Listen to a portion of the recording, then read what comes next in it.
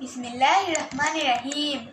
Hello friends, Assalamualaikum. Welcome back to Junior Language Club at English with Arifa Miss. I'm Sarika from Chhattisgarh. So friends, today is parts of the sentence part 2.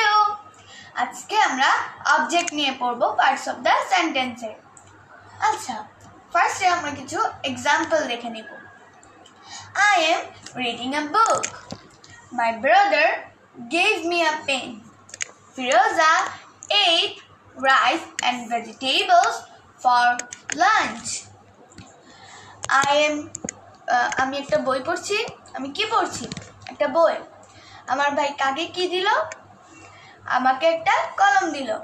ফিরোজা দুপুরের লাঞ্চের জন্য কি খেলো? Rice and vegetables. বাক্যগুলোতে a book, me, a pen এবং rice and vegetables হচ্ছে object. বাক্যগুলোতে a book, me, a pen এবং রাইস অ্যান্ড ভেজিটেবলস শব্দগুলো ভার্ব বা ক্রিয়া যার সাথে সংগঠিত হয়েছে তাকে নির্দেশ করছে।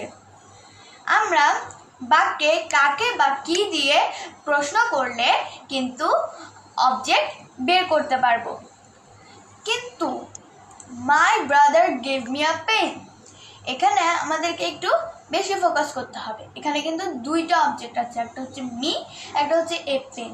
এখানে মিটা হচ্ছে একটি ব্যক্তিবাচক অবজেক্ট, যেহেতু একটা ব্যক্তিকে বোঝাচ্ছে।